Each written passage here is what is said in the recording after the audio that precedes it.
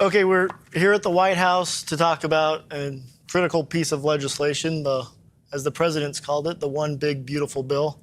Stephen, you were with the president and us on the campaign trail as the president traveled the country talking to voters and making commitments and promises on what he would deliver. We're now here with our first key piece of legislation.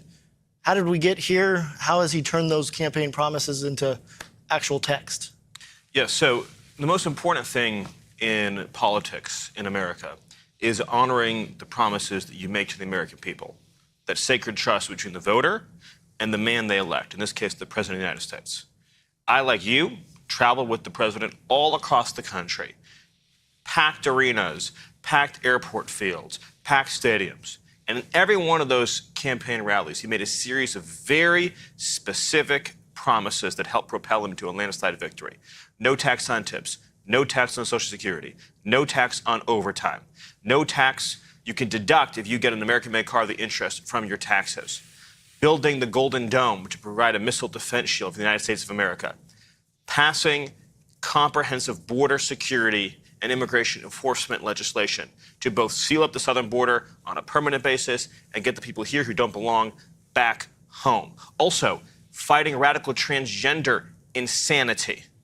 Also, unleashing American energy, deregulating our economy so we can have job growth, making the Trump tax cuts permanent. I could go on and on and on.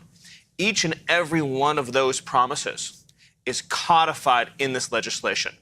It is literally as though you took a campaign rally speech and turned it into a bill. The reason it is the big, beautiful bill is because it is a campaign speech turned into a piece of legislation, which is why I'm so proud of the House Republicans for passing this bill and honoring our shared promise to the American people. So now it's headed over to the Senate, and you tick through. We have 3 pages here. Eliminates Medicaid for illegal aliens. Trump saving accounts for kids. Slashes IRS funding. Green New Deal defunded. Energy production unleashed. Tariffs on Chinese-built ships. You go on and on. Who benefits from this? Well, first and foremost, the working and middle-class people of this country benefit. For one, according to our estimates, you're going to see a $13,000 average increase in take-home pay for the typical family. $13,000 through both the combination of economic growth that this bill will unleash, as well as the historic tax cuts that will be unleashed. Again, you're talking about not only making the Trump tax cuts permanent, but the largest package of working-class, middle-class tax relief that has ever been proposed. You combine that with unleashing American energy, getting rid of wasteful regulations, and also, very importantly, getting the illegal aliens out of the country who are driving down wages for working people. This is the most working-class bill that has ever been proposed. I've been in what people call the conservative movement for my entire life, since I was a child, since I was in high school. I never dreamed that we could have a bill as conservative, as transformative, as pro-American as this legislation is. This is the most populist pro-American bill. This is the MAGA agenda in legislative form. I could not be prouder of the people, including the 2 men to my left, who worked with our closest allies in Congress to make this bill into a reality. Well, that's great. And so, Russ Vought, director of OMB, I saw you on Will Cain this week, where your sister emailed in to make sure you pronounced your last name right. So, Russ Vought. True story. One of the things, obviously, we talked a lot about last year and into this year was inflation. And record high inflation under Biden. And there's been some efforts early on to address that. How does this piece of legislation address the cost of living for the American people? Across the board, I just to reiterate one of the points that Stephen made, you have a bill that is so big on promises kept. Any one of the provisions in here would have been the kind of thing that would dominate the entire agenda for an entire year, and we have so many of them in the same bill. It is fundamentally not a budget resolution. This is an agenda setting, agenda and promises keeping bill. From the inflation side, let's look back to what Biden did, right? So Biden dramatically increased spending, scaled it, used COVID. We had already funded what was necessary to deal with the COVID pandemic, and he dramatically expanded. And at that moment, you saw inflation really start to become an issue. They dramatically increased regulations. They sent energy prices escalating. And so when President Trump is running on the campaign trail, his inflationary efforts are aimed at those three issues, right? Deregulate the economy, get people's prices down, get rid of high energy costs, American energy across the board. This bill furthers that. And then, of course, in the spending driver and dealing with the Biden spending regime and pulling that back. And this has historic levels of mandatory spending reforms in the constitute as a work requirement and other reforms, but things that really drive our spending down. And I think it's one of the reasons, not the only reason, but it's one of the reasons we're back to having the lowest inflation in 4 years, and we're seeing it drive down. We'll be below the Fed levels soon. And so this is on a trajectory that is exactly what he ran on in dealing with the Biden excesses. Stephen, you had a post on Truth, or on X, I suppose. Largest tax cut and reform in history. Interest on car loans fully tax deductible if the car is made in America. Fast tracks new energy projects and provides protections against future regulations. Terminates the Green New Deal. Cuts $1.6 trillion in net mandatory spending. The most pro-American tax bill ever, as you were saying. Jump off of what Russ was talking about as how this addresses inflation and the cost of living for the average American person. Yes, well, so you just listed some of the examples there, but every economic provision in this bill, in part of this populist agenda that President Trump has led for a decade now, is geared towards making life more affordable and more prosperous for working people. The ability to go to a car dealership, get a car loan, and deduct 100% of that interest cost from your taxes, the kinds of deductions that normally have only been available to rich people, now are available to the middle class, to the working class in this country. The ability to get energy prices down even lower than President Trump has already reduced them by creating a permanent structure for deregulating American energy and keeping it flowing long into the future, that's going to make life more affordable for everyone, not just the cost of driving, but the cost of heating, the cost of air conditioning, the cost of electricity, the cost of everything is going to go down as a result of this legislation. The Trump bonus for families with new children, again, think about who's going to benefit disproportionately from that. It's not going to be rich people. It's going to be middle-class people, working-class people who have children are going to get a Trump savings account for that new child automatically when they're born. And, of course, extending and making permanent the Trump tax cuts from the first administration that also disproportionately benefited the middle and working class. Not to mention, of course, as we've already discussed, no tax on tips, no tax on overtime, no tax on Social Security, all geared towards the people who came out in droves to elect President Trump. There's so much to celebrate in this bill. And again, I don't think it's even possible to convey sort of the point that Russ made.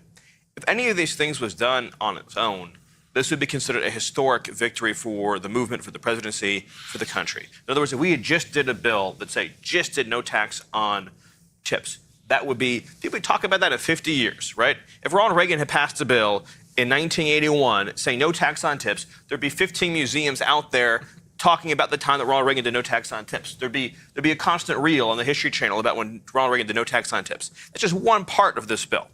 You know, take, of course, something that I've talked a lot about with you and with many others on immigration and border security.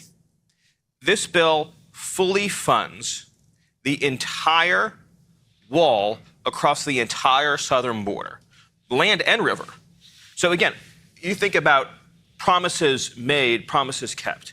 Is there a bigger promise than having full, complete, upfront funding that Democrats can never take away? So in other words, it's there, it's upfront, and by the way, it's paid for. Here's another point that isn't discussed very much at all.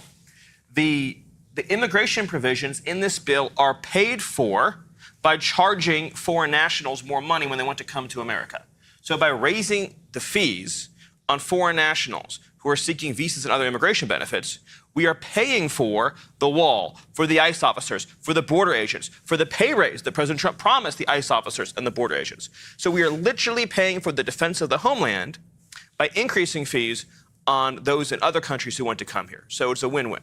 So when you hear Stephen talk about it, obviously, Easy sell. So how could anyone vote no? Let's get into the weeds a little bit.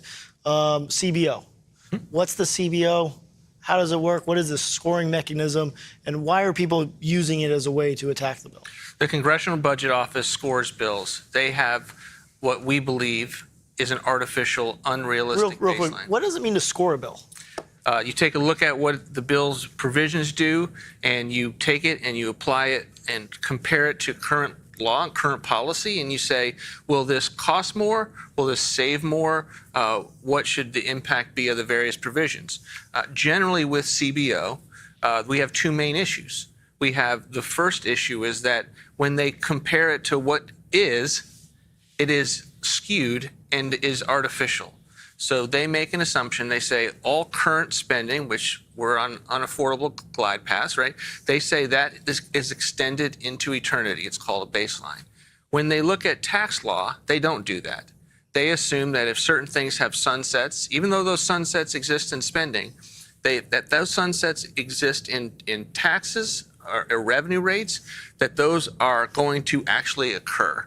And so when we just merely extend, and we're doing a lot more than just extend, but if at the general level, if we extend tax relief from 2017, they give us a $3.7 trillion cost, of which that's not new policy.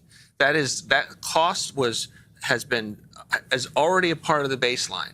And so it's important when you're scoring something, when you're deciding how much something should cost, it should be as accurate as possible. When you adjust that, this bill actually reduces at least by $1.4 trillion deficits and debt over 10 years, including all of the things that we do in this bill, it reduces. And that is before the economic growth that we believe in this administration we will produce, because that's the second big issue we have historically with CBO, is that they do not believe that your policies will have more than a static approach to anything.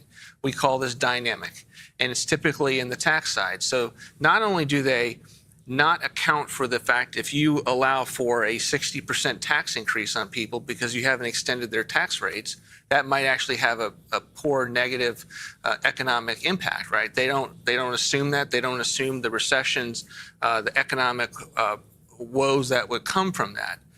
But they also, so that's horrifying, but they also don't then assume that if you have policies like no tax on tips and no tax on overtimes that are encouraging people to stay and work more and have more productivity, that's going to lead to higher levels of economic growth than you would ordinarily assume. And so that really is the big argument right now that we're having with CBO. And unfortunately, it's not just CBO. It is all of the watchdog groups in this town who, by the way, are policy agnostic. So unlike this president and his administration that are trying to do a lot of different things because we have made promises to the American people, the president has made promises to the American people, they are looking at this through one small prism, and they are saying, by our artificial baseline, this impacts the deficit. Not only are they wrong, but they are being irresponsible because we are not policy agnostic. The president ran and won a landslide, making certain promises to the American people that need to be kept. And this is a bill, not a budget resolution, mind you. This is not a bill that's, hey, what is our full budget picture? This is a procedural bill that is allowed to get through the Senate and avoid the Senate filibuster, in which you want to get as much of your agenda into it as possible. And as a result, certainly needs to be scored, but it's important that it be accurate. I want to break down some of this deficit stuff, some of the CBO issues, because I think it's really important. Believe it or not, I actually was I was a staff on the Budget Committee for 2 years. So for 2 years, I had to learn everything there was to know about the Congressional Budget Office and scoring rules and budget rules. So it's going to get a little bit wonky, but these are really important points. So I want to pick up a little bit on what Russ said. So every year, at the end of the fiscal year, September 30th, all government funding expires. It goes down to zero, right? It goes down to zero. So so if you were to do a score over spending over the next 10 years, based on what is known as current law, right? There'd be 1 year left of spending and then 9 years of nothing. So you would have a year of spending out of 10. So if you were scoring based on current law, you would show basically almost no spending over the next decade, because spending all goes to zero at the end of the fiscal year. The Congressional Budget Office, when they're projecting future spending, assumes that more or less what you spent last year will be spent next year. Okay. Now take taxes. Tax cuts, most of the time, because of reconciliation rules, throughout most of the last number of decades, have been on 5 or 10-year time horizons where they have to be extended and renewed. And almost without exception, they always are extended or renewed. It's just part of the law. So if a middle-class person is, say, paying 15%, and that's, say, for 10 years, and if Congress doesn't renew it, it would go up to 25%. Without fail, almost every time, eventually, Congress, usually Republicans, come in and they extend that tax rate. So under what is known as a current law baseline, CBO is not doing the same assumption it's doing with spending. CBO is assuming that every single tax rate in America is going to surge up to what it was before the last Trump tax cuts. And so what they're saying is, merely because this bill, among all the other provisions, keeps the Trump tax cuts in place and continues them, they're saying the act of not raising taxes costs several $1 trillion, which is absurd. It does not cost the government anything to maintain status quo tax rates. Like, by definition, you cannot cost the government something by not raising taxes. Only a communist would make the argument that not raising taxes is stealing something from the government. So the only honest way to do a baseline is to say, what is Congress going to tax in a realistic scenario, and what is Congress going to spend in a realistic scenario? And in any realistic scenario, Congress is going to keep the tax rates from jumping up. So what this bill does on the tax side, by locking in the current rates, and then by cutting spending almost $2 trillion, is it reduces the deficit over any realistic set of assumptions by almost $2 trillion. I know it was a very long explanation for getting there, but the bottom line for everyone watching at home is this. When you see anyone online talking about the CBO deficit score, 100% of that is the CBO criticizing the tax cut. That is it. So every reference to the deficit and CBO is 100% about your tax cut. It is not about spending. Spending in this bill is cut almost $2 trillion, including through the largest welfare reform in history. Very long, very technical, took up a lot of time, but had to do it. No, I think it's important. And I don't think that people want to intend on attacking the tax cut, but the CBO and the scoring mechanism is obviously convoluted and complicated, and I think kind of get hopefully lost, the budget director thinks I did all right explaining it. I don't know how you rate it. Nailed it. So not to continue the technicality, but James, you've been owning this bill. You've been working the Hill, both on the House. Congratulations, helping getting it through the House. I know that was an important lift, an important part. People on X and on social media are talking about single subject matter. Why don't you break this apart into 1,000 different little bills and pass them that way? And, I think that, to the point that Stephen made earlier, the reason you cannot do this is because we are doing a special process called budget reconciliation. The Senate requires 60 votes to pass legislation. And the benefit of budget reconciliation, where we're reconciling the law with the congressional budget, is that you have a 50+1 vote threshold in the Senate. The reason you put everything together and as much as you can, and everything, all of, as Stephen said, all of Trump's campaign promises, this campaign speech, and the covenant that the president made with the American people turned into one big, beautiful bill, is because you have one bite at the apple and you have to execute absolutely as much as you can at that bite. And so for folks online saying, well, we should do short bills, this bill's long, it's complicated, I'm finding different things that maybe I don't like as much, the requirement of getting the president's agenda done is to put everything together into a single big beautiful piece of legislation. And that's what we've done here. So in that, the president has said, he said on the campaign trail, I don't know how many times he said it in interviews, he said it in office, no cuts to Medicaid. And yet Democrats are doing what Democrats do. The media is doing what the media does and says the president is trying to push Granny off a cliff and cut Medicaid. Can you unpack that and really explain what they're doing and why they're doing it? And so, first of all, we're talking about Medicaid, which does not affect in the main Granny. Medicare is the healthcare program for seniors. What we are doing with Medicaid and with other welfare programs is very simple. We are eliminating waste, fraud, and abuse using a Clinton-era technique, which in the past, before the parties became so polarized, had broad bipartisan support. And that is through work requirements. And the work requirements are if you volunteer, go to school, or work 20 hours a week, no one who does those things will lose any benefits. What we are focusing these programs on is the actual needy population that can't work, that's disabled, that has children at home, who need these benefits in order to continue and carry out their daily lives. That's what this bill focuses on. It focuses on a historically bipartisan, effective method for eliminating waste, fraud, and abuse in these programs. And we did it in the late 1990s, saved hundreds of billions of dollars, and brought more people back into the workforce where they got better health care than is available through the government. And we think these reforms and the reform approach that we have done with this bill is precisely in that vein and will be successful in the same way that the 1990s reforms were. I mean, you talk about the 1990s, Senator Dick Durbin, who happens to still be around. Liberals, conservatives came together and said, let us put people back to work. If we are going to solve the welfare mess for good, take people off welfare permanently. We need to put them to work.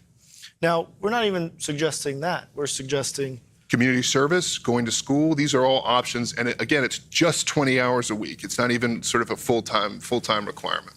So let's go on then to no tax on Social Security, another campaign promise that the president made, another piece of legislation that's packed into this reconciliation bill. How important is that? Look, I think, when you look at the tax bill and the tax section, what do people talk about? What are people excited about? What do people are really interested in? It's those three campaign promises that the president made, including, or the four: tips, Social Security, overtime, and car loans. And with the big three, tips, Social Security, and overtime, and I say big because that's the magnitude of them, what we're talking about here is a labor stimulus. We're bringing people off the sidelines into the workforce and making sure that people who do work more get paid more. It's about enhancing the dignity and rewards of work. And we think that's going to bring people off the sidelines, bring people into the labor force, and really create that economic surge that the president saw in 2019 and will see again as a result of this legislation. So Russ, let's talk about cuts, because one of the great efforts that the president has championed is DOGE and the rooting out of waste, fraud, and abuse, and it's been tremendously successful. Now, there's critics out there that say there's not enough cuts, and the DOGE cuts aren't in this reconciliation package. Why aren't they? To James's point, this is a procedural reconciliation device to get through the United States Senate's filibuster. And so there are rules that are part of that. And that one of those rules is that discretionary spending, the most people would think about is what funds the bureaucracy. When you talk about the annual process about does the government get funded or not, that is all about discretionary appropriations, to Stephen's point yesterday. Why? Because if it doesn't pass, it sunsets to zero. That is something that that can't be carried on a reconciliation bill, period, by law. And so all of the DOGE savings to deal with the USAID or Department of Education to get woke and weaponized spending, to get kind of the CRT ideology, the rank wastefulness out of these agencies, all of that is stuff that has to be done with a different procedure, of which we have many, many plans, initiatives, and tools to do so. We just sent up our first rescission bill aimed at Corporation for Public Broadcasting, NPR, and USAID cuts of $9.4 billion that we're working with Congress to pass. So we have hundreds of billions of dollars on the DOGE side that we are working both with Congress and our own executive tools just to not spend the money on one side of the house while we do what there hasn't been even a conversation about doing since 1997 of dealing with the mandatory spending, which is on autopilot in law that can be done through reconciliation. And so there is this misperception out there that this is a budget bill, that this is a budget resolution. So why wouldn't you account for all of your savings in there? And there's a legal reason for why we have not been able to do that. I want to just pick up on what Russ said. So there's a process known as reconciliation. Again, all gets very technical. And in that, you're allowed to do savings on what is called mandatory spending. Mandatory spending is spending that is automatic and that doesn't expire.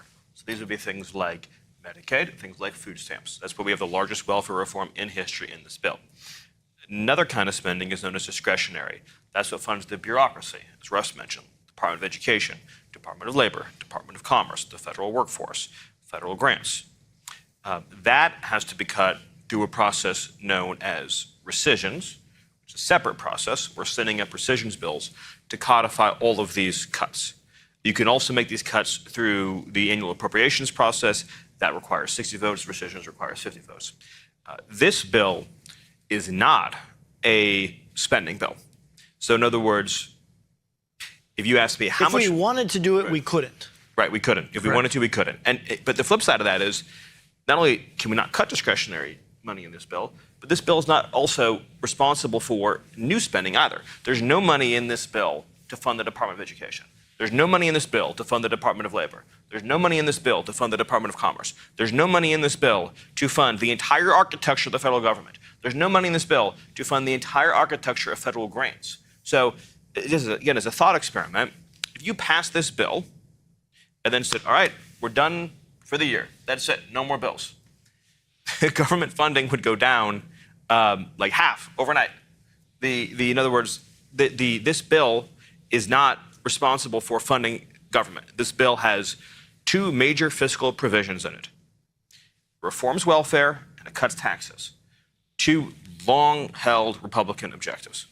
And I think it's important to note, too, I mean, there's probably no bigger defendants or proponents than DOGE than this team here. And as relating to this reconciliation bill, if we wanted to, we couldn't, but we do want to, and we will. It's just not through this vehicle. And we have. We've sent that vehicle up to Capitol Hill, We've at least started. one of those vehicles, and we'll continue to And the great thing is work on there's that. tremendous work that's been done by DOGE, and there's tremendous savings that have been identified. And it's going to take a meticulous and tireless effort. It's going to take the support, the continued support of the American people. But this reconciliation bill is different than that. And I think it's important to understand that. James, where does this bill stand now? I know you had a bunch of the Senate leaders in the White House yesterday talking through it. Where are we? So cleared the House a couple of weeks ago, 215, 214, with one present vote. So very close vote in the House. In the Senate, we're having great conversations. The president's been incredibly involved. He's the best advocate. He's the best salesman, best negotiator in the world. Got the best closer that there is. Right. And so, I feel incredibly confident when I'm, happen to be present for some of these conversations and see the president and see the impact that he has on these conversations. We're sort of balancing different Senate equities. The reality is, and going back to what I said, 215, 214, that's one vote. So you've got a very narrow pathway in the House. We've got some senators with some strong opinions about which direction the bill should go, but the basic structure and features of the House bill have to remain.